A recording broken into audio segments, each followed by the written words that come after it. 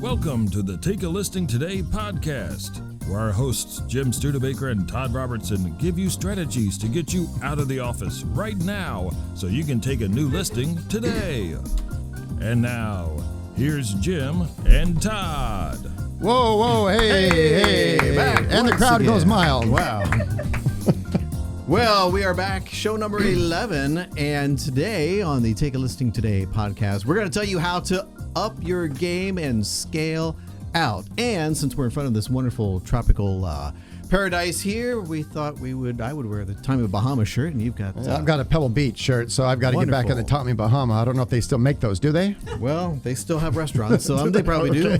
I think so. Right out here on St. Armands, great location. Going out there. Yep. And with us as always is our executive producer and director, Lisa Gray. I have nothing tropical. I'm sleeveless. That's tropical. Yeah. Okay, wonderful. Well, we'll turn up the heat here in the studio and be able to enjoy the tropicalness while we tell you how to up your game. So really, we're at the time of the year when agents are not only thinking about finishing strong, but also how to up their game for the new year.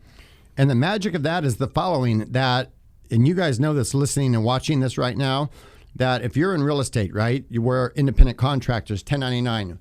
When that house closes and sells, boom, you're out of business. What's next? So if we're not 3 or 6 months ahead of the game, we're going to be an emotional yo-yo.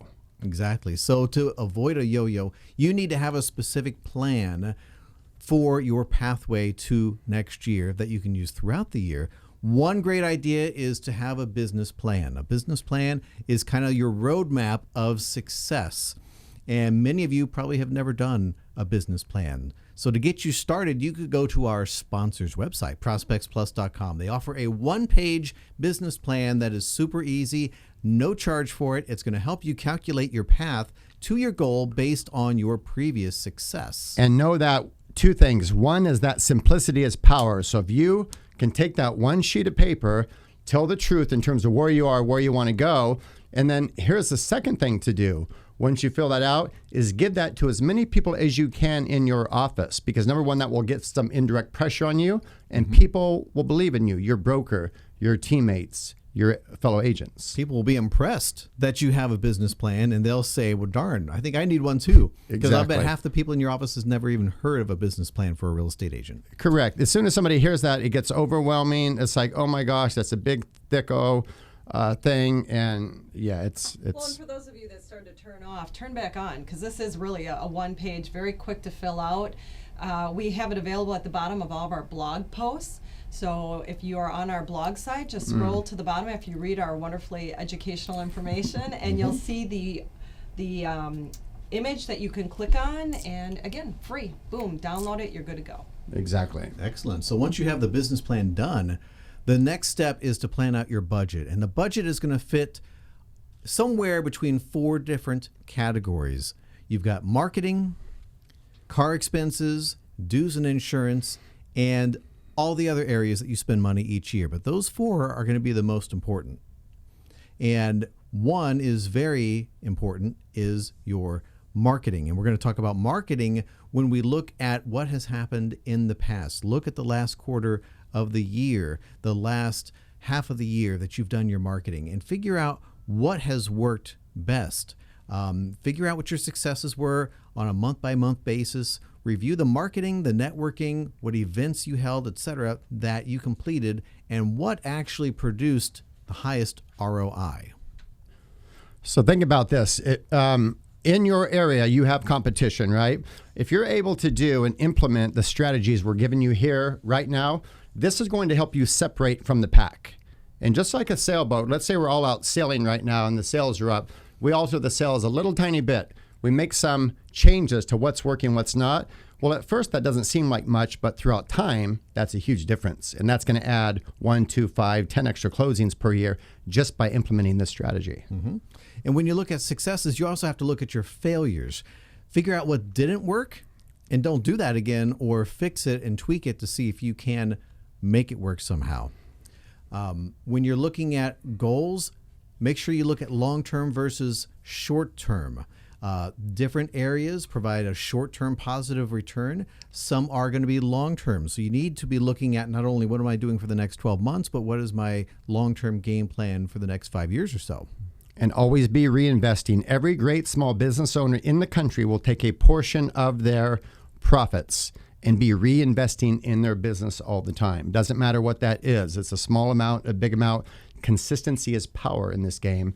And exactly, take a look at what you did great, unplug what didn't work, plug in something else, and stretch yourself. Get uncomfortable. Decide, you know what? You have to leave the old you behind. We have to burn the bridge. We're going to the island. There is no other option. And not everything is going to cost money. Maybe you need to do more door knocking or cold calling to be successful. And think about this. You could go to your broker and say, listen, can you help me? Can you critique me? Here's my business plan. Or go to them and say, okay, I'm working on this. Can you share with me from your perspective what I did great last year and what I did not? So be open to being vulnerable and being critiqued. Another great note on the subject of long-term and short-term success, when you're going back and you're reviewing your previous year, trying to see what worked and what did not work, very often I think realtors get into this space where they see something they did for 3 months, they spent that money, and they say, wow, I had no return on investment here, I need to stop doing this. But if you are doing some good tracking, what you are going to discover is something you did for 6 months, let's say in 2018, you may find you're getting results for that in 2019. So long-term investing, that's what we're talking about here. Don't assume when you do some type of marketing for 3 months that it didn't work, I'm done. That's not how marketing works. So you really want to go back, keep these records, and be able to go back year after year or year before year to really see what's happening. If you don't do that, you're going to miss out on what could be some really great return on investment. And a great marketing stat from NAR, the National Association of Realtors, tells us that, and every realtor's heard this, but not all are going to implement it, but they say that if a realtor is going to implement a campaign or some type of continuity program, that history says that most will quit before the 5th contact because they get scared. So if you get scared and your marketing stops, that's a problem. What if there was a way to automate your marketing so it just happened automatically? Well, that is our next topic under trying something new. If you really want to up your game, then it might mean doing something that you haven't done before, like automated marketing. What's that going to do? It's going to free up your time spent on marketing to allow more time to prospect, give listing presentations, and do closings, which are really what you should be spending your time doing anyway. Exactly. And I want to bring up a point here because I have this conversation every week with realtors. It shows up in one form or another, where a lot of people say, oh my gosh, I would never do that. Great. What are you going to do? Well, I've been printing it and I watched a lot of people out there. If you're doing your own marketing, that's feel good work. That's the truth. So if I'm a realtor and I get home at the end of the day and someone asks me, oh, how'd your day go? Great. What'd you work on? Worked on my marketing all day. Well, if I'm a real estate agent, truth is I get paid to do 2 things, prospect and go on appointments. And with companies like ours and ways to automate, well, it's beautiful because now you've got systems in place while you are asleep. You've got systems happening for you. Exactly. And 2 of those systems, one is for the agent who takes listings and those listings sell. The product is called MLSmailings.com. It actually ties into your local MLS so that when you take a new listing, a postcard mailing campaign goes out for you automatically. And when your listing sells, a just sold card goes out automatically. It's a wonderful service. It's called MLSmailings.com. And there's a service for kind of becoming the dominant agent in your area. It's called Market Dominator. And Todd, you are particularly close to that product. Exactly. That's our VIP product that scares a lot of people. And really what it is, it's a 2-year listing campaign. And so for those that are scared, that aren't ready, we have other stuff in place. But yeah, I mean, that's a listing campaign that's larger than life, that's helping them either automate 100% or automate 90%. And they can still put some stuff on the back. And think about that. Those are huge newsletters, like 12 by 15. Is that true, Todd? Correct. The largest legal size available to send in the country. So it's illegal to send anything bigger? Correct. Wow. Correct. Okay. We don't want to get it thrown in jail, so. Specifically through EDDM, and that's another great thing about this product is it does utilize EDDM, which means it takes the cost down, makes it very affordable to do this 2-year campaign versus using First Correct. Class Mail. And if you want to go to our website, you can go there, hit products, go down to Market Dominator. There's some information there. Here's typically what we find, right? If a person is going to do a ground game, farming, right? What normally happens is they will show up small or not at all. So all of us listening and all of us in this room get stuff in the mail. Sometimes it's on cheap piece of paper. What is that saying? Oh, realtor's trying to save money on marketing. Right. See, our realtor is sending out the Market Dominator, 100-pound cardstock, UV coating one side, 100% impression rate, and that's not showing up quarterly. So outside of friends and referrals, right, if I just moved here and I go to the mailbox and I don't know anybody, do I want to go with the one who's showing up consistently, larger than life, Ritz-Carlton quality, or go with the realtor that's trying to save money and showing up quarterly on cheap piece of paper? Right. Because that's going to be an impression of you and what kind of marketing you are going to do should you take that listing. Exactly. Exactly. Perception becomes reality. Exactly. You want to have the Kmart look or the Ritz-Carlton look. Right. Tommy Bahama look. Right. Or on-sale golf shirt look. I'm kidding. Excellent. So Market Dominator, look into that. You know, another way to scale out your business and up your game is to stop doing all these $10 an hour jobs yourself. Hire an assistant or a virtual assistant to help you out.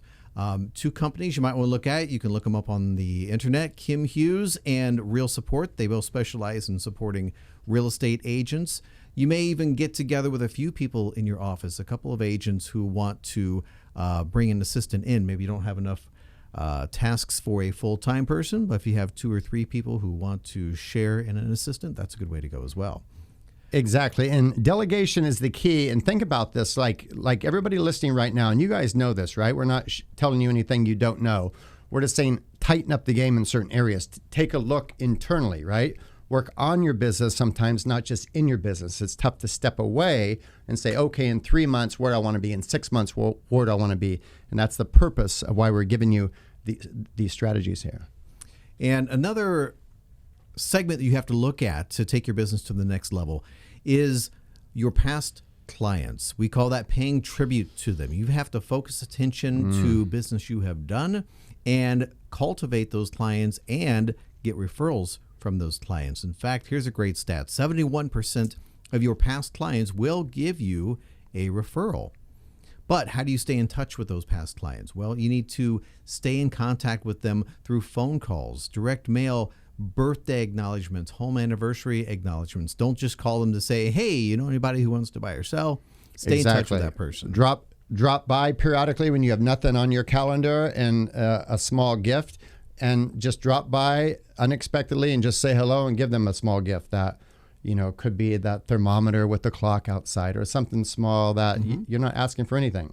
Don't disappear after the sale because that home buyer or seller who used your services is going to think that you're not in the business anymore if you don't stay in touch with them. Yep. And, you know, it costs 5 times more to get a new client than it does to just cultivate repeat business from your past clients.